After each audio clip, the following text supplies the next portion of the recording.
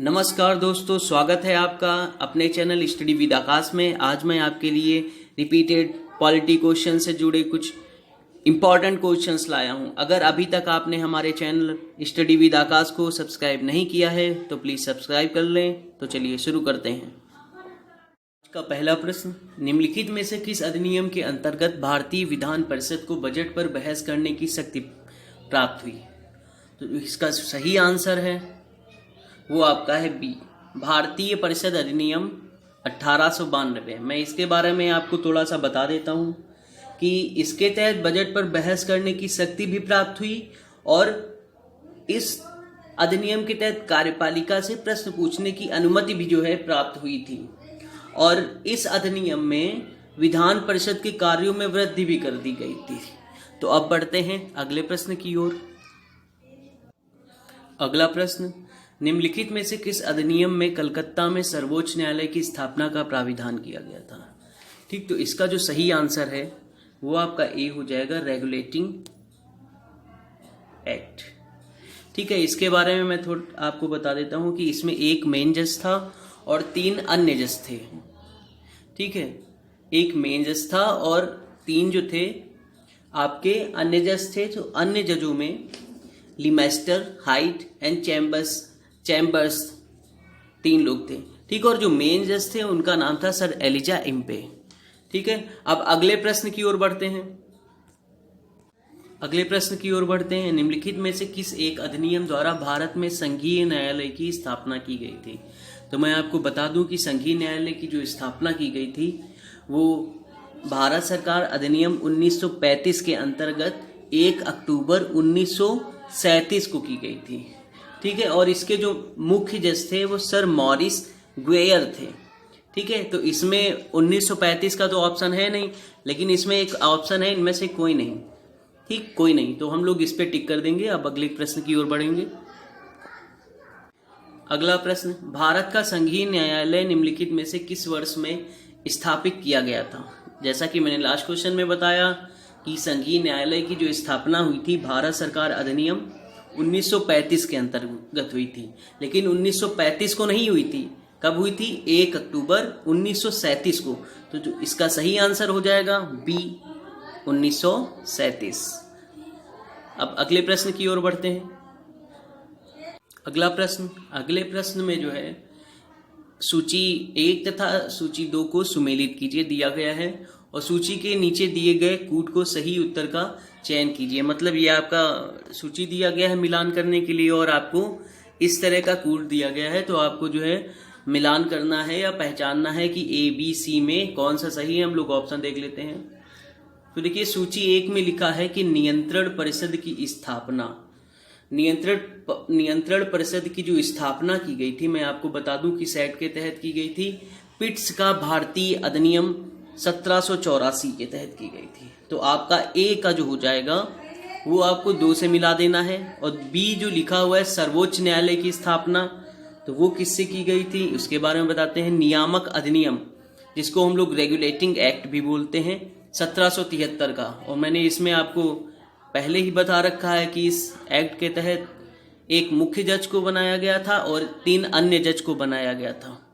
ठीक है, तो बी का जो है 1 हो जाएगा, ए का 2 हो जाएगा। अब सी पर देखते हैं क्या होता है। तो सी जो है इंग्लिश मिशनरियों को भारत में कार्य करने की अनुमति। अब सी कौन से एक्ट से मिलता है? जो सी है, इंग्लिश मिशनरियों को भारत में कार्य करने की जो अनुमति मिली थी वो चार्टर अधिनियम 1813 के तहत मिली थी। अब बचता है आपका डी, तो वो किससे हो जाएगा? वो आपका 4 से ही हो जाएगा। गवर्नर जनरल की परिषद में कानूनी सदस्य की नियुक्ति जो है चार्टर अधिनियम 1833 के अंतर्गत हुई थी। तो इसलिए इसका जो आंसर हो जाएगा ए का 2। मतलब आपका कौन सा आंसर हो जाएगा बताइए जल्दी से। तो इसका जो आंसर हो जाएगा वो बी हो जाएगा। तो हम लोग बी पर टिक कर लेंगे। ओके, अब अगले प्रश्न की ओर बढ़ते हैं। अगला प्रश्न, केंद्र में द्वैध शासन किस अधिनियम के अंतर्गत स्थापित किया गया था? तो इसका जो सही आंसर है वो आपका सी हो जाएगा।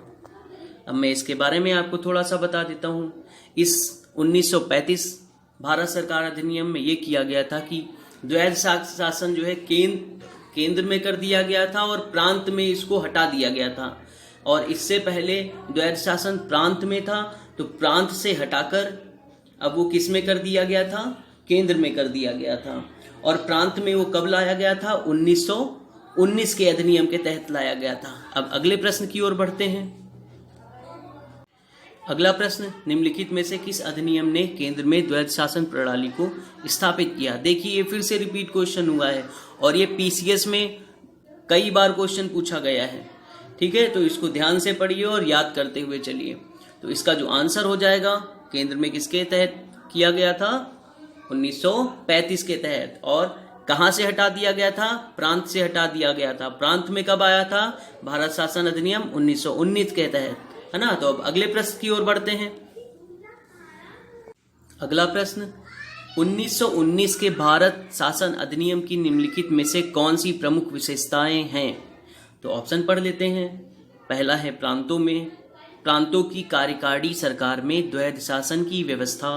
ठीक, तो ये तो आपका बहुत ही सही दिया हुआ है। मैंने आपको अभी लास्ट क्वेश्चन में बता रखा है कि 1935 में हुआ था कि जो ये द्वैध शासन की व्यवस्था थी वो केंद्र में हो गई थी और 1919 में ये प्रांत में ही रही थी। दूसरा है मुसलमानों के लिए पृथक सांप्रदायिक निर्वाचक मंडलों की व्यवस्था, तो ये गलत है। और अगला पढ़ते हैं, केंद्र द्वारा प्रांतों को विधायिनी शक्ति का हस्तांतरण, ये बिल्कुल सही है। ठीक है, तो इसका जो ऑप्शन हो जाएगा आपका, कौन सा सही हो जाएगा, सी, 1 और 3। ठीक है, आपका सी सही हो जाएगा। अब इसके बारे में मैं थोड़ा सा और बता दूं कि 1919 का जब एक्ट पारित हुआ था उस वक्त भारत सचिव एडविन मॉन्टेग्यू थे और वायसराय लॉर्ड चैम्सफोर्ड थे, है ना।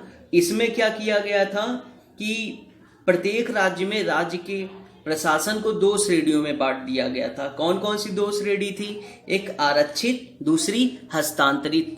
ठीक है, अब अगले प्रश्न की ओर बढ़ते हैं।